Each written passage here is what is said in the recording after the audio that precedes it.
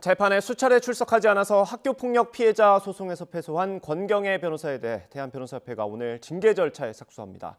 변협은 협회장 직권으로 권 변호사를 조사위원회에 붙이겠다며 엄정 대응 방침을 강조했습니다. 취재기자 연결합니다. 최민기 기자. 네, 대한변호사협회입니다. 네, 이제 징계 절차에 들어갔다고 볼 수 있습니까? 네, 그렇습니다. 변협은 조금 전인 오전 10시 반 상임이사회를 열어 권 변호사에 대한 본격적인 징계 절차에 들어갔습니다. 오늘 회의에는 권 변호사에 대한 직권조사 승인 요청 안건이 상정된 것으로 확인됐습니다. 협회장 직권으로 이번 사안을 조사위에 회부하기로 하는 건데요. 이에 따라 이르면 오늘 안으로 권 변호사에게 이번 사안에 대한 경위서를 요청하게 됩니다.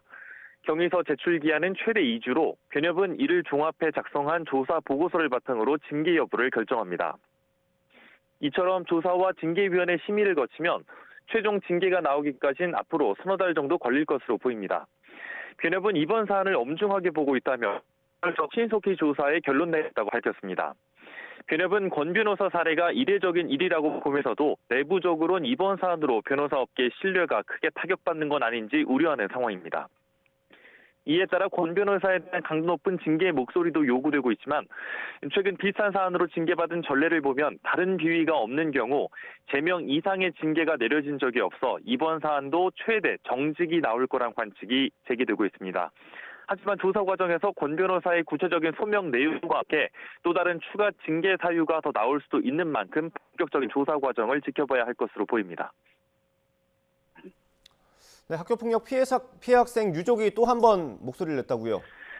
네, 그렇습니다. 이번 사건을 권 변호사에게 부탁한 학교폭력 피해 학생 고 박모 양의 어머니 이기철 씨는 자신이 권 변호사에게 손을 내밀었다는 내용의 언론 보도가 사실이 아니라고 강조했습니다.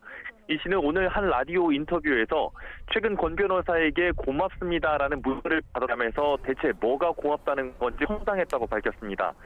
짐작하건대 권 변호사를 비난하지 말라며 손을 내밀었다는 최근 언론 보도를 보고 고맙다고 한 것으로 보인다며 이같이 말했습니다. 손을 내밀었다는 표현은 기자들 생각인 것 같다며 자신은 권 변호사에 대한 걱정스러운 댓글들이 많아 염려됐을 뿐이라고 덧붙였습니다. 이 씨는 또 오늘 오전 자신의 SNS에 권 변호사에 대한 손해배상 소송과 관련한 심경도 언급했습니다. 손해배상 소송은 자신에게 아무런 의미가 없다며 다만 재판부가 이와 관련해 어떤 판단을 내리는지 확인하려고 하는 차원이라고 설명했습니다.